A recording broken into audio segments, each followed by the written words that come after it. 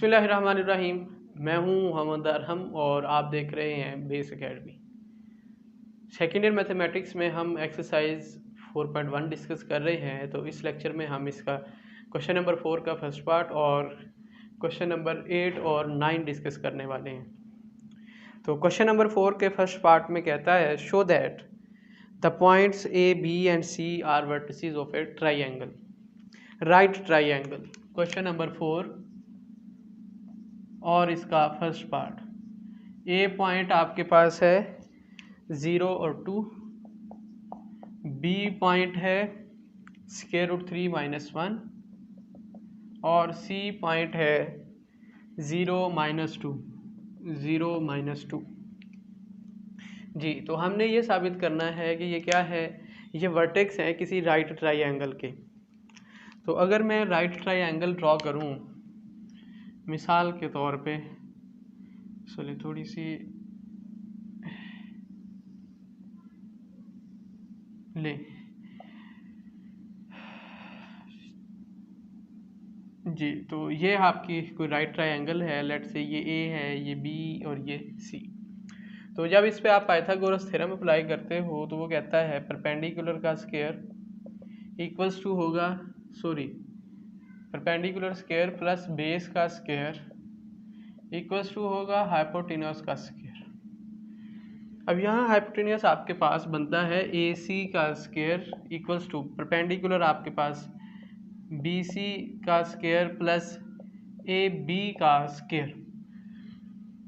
तो ये अगर हमारे पास इस तरह की कंडीशन इस पे फुलफिल हो जाए, यानी दो साइड्स का आप डिस्टेंस फाइंड करो, दो पॉइंट्स के दरमियान डिस्टेंस फाइंड करो और वो आपके पास इक्वल हो किसी दूसरे 4 पॉइंट्स के दरमियान जो गैप है उनके स्क्वायर के, तो फिर आप कहोगे कि ये वाकई ही वर्टिसेस हैं किसी राइट ट्राइंगल के।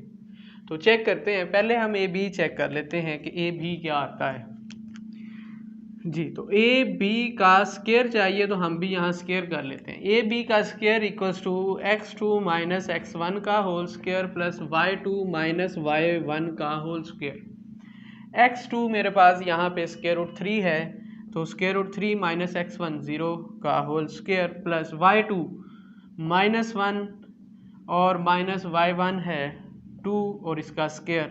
तो ये √3 - 0 तो 3 आ जाएगा, प्लस -1 और -2 -3 का और उसका स्क्वायर तो 9 इक्वल्स टू आ जाएगा 12।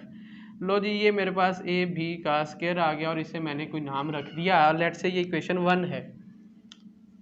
फिर मैं बी सी का फाइंड कर लेता हूँ, तो बी सी का स्क्वायर इक्वल्स टू इसी तरह से x2 - x1, तो यहाँ x2 0 है, तो 0 - √3 का स्क्वायर प्लस जो y2 -2 है और -y1 आपके पास -1 का स्क्वायर, इसके ऊपर ब्रैकेट है ये वाली।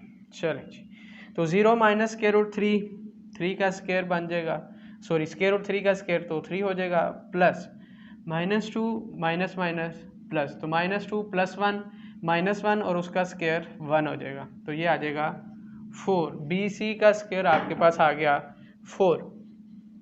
अब हम ए सी चेक कर लेते हैं, तो ए सी का स्क्वायर इक्वल्स टू, इसे भी आप कोई नाम रख लो 2 का, लेट से ए सी का स्क्वायर x2 - x1, तो 0 - 0 का स्क्वायर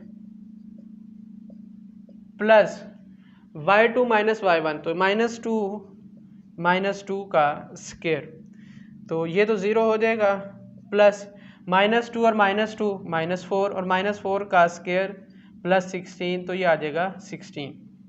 तो अगर आप देखो कि ये 16 आया, इसे आप 3 का नाम देते हो, लेट से जी, तो यहाँ से आपको पता चलता है कि जो 16 है इसे आप यूं भी लिख सकते हो 12 + 4, तो 16 किसके इक्वल है, ए सी का स्क्वायर इक्वल्स टू 12 है आपके पास ए बी का स्क्वायर प्लस 4 है बी सी का स्क्वायर।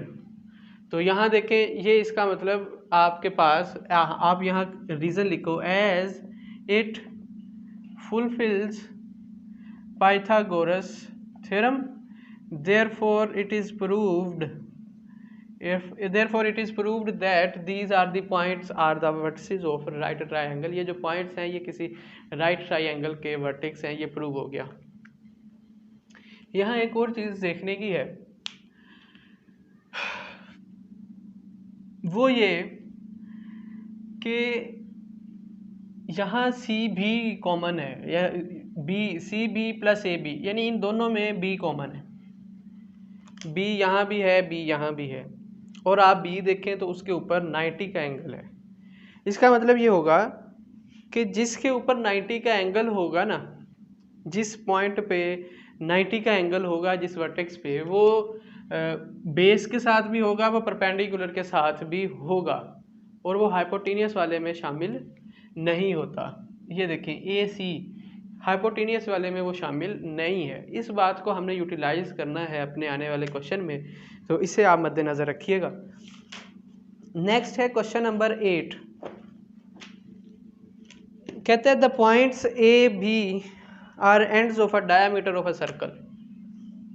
क्वेश्चन नंबर 8 कि कोई पॉइंट्स हैं A and B are ends of a diameter of a circle.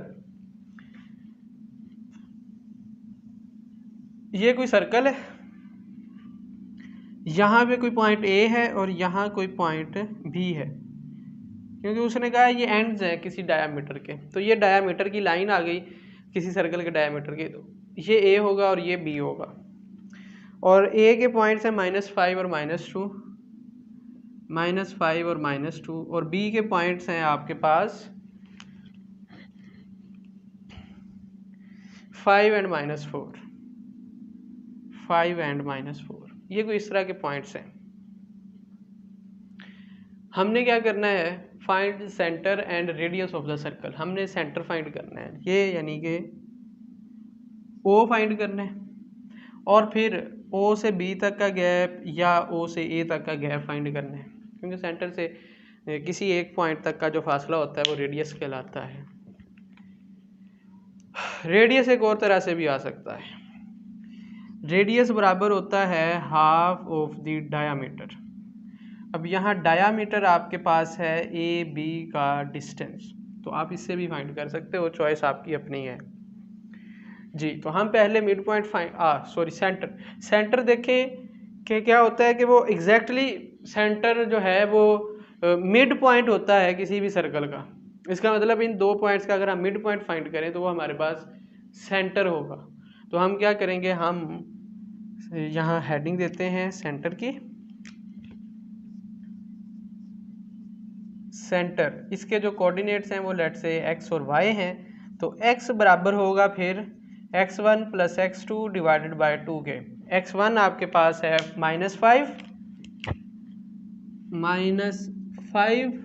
और x2 आपके पास है +5, सॉरी यहाँ प्लस आना है, +5 डिवाइडेड बाय 2, तो -5 + 5, तो x आपके पास आ जाएगा 0।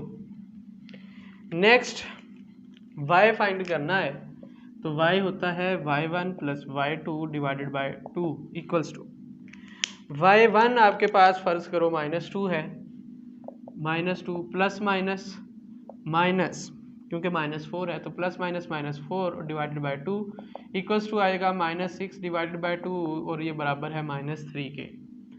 तो हमारे जो सेंटर के पॉइंट्स आ गए वो मैं यहाँ लिख देता हूँ, 0 और -3 आ गया।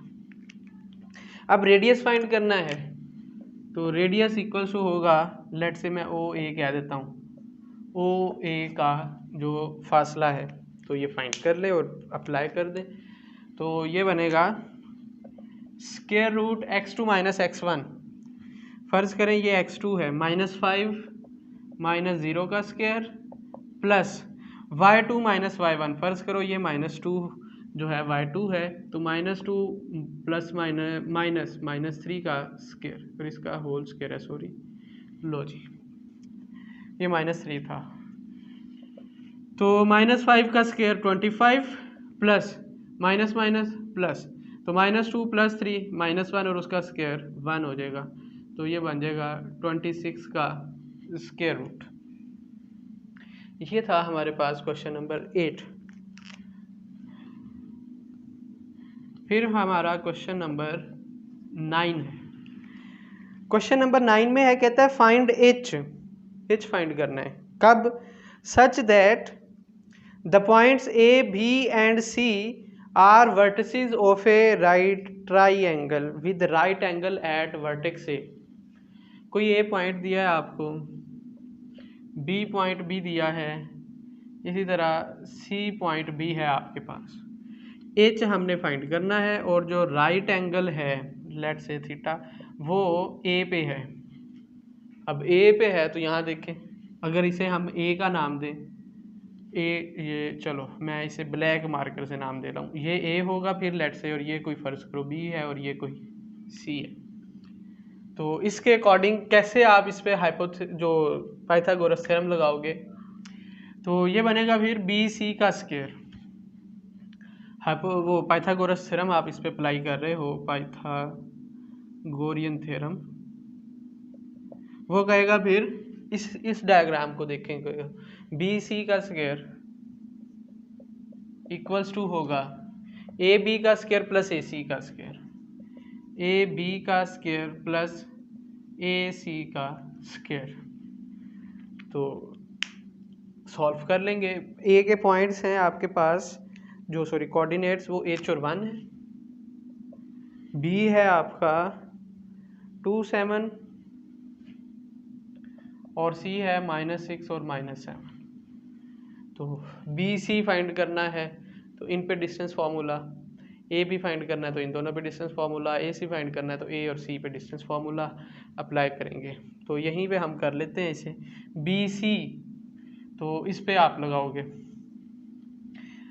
x2 - x1 यानी -6 - 2 का स्क्वायर प्लस y2 - y1 यानी -7 और -7 का square equals to A B, इन पे लगाओगे तो h - 2 का होल स्क्वायर, h - 2 का होल स्क्वायर प्लस 1 - 7 का होल स्क्वायर।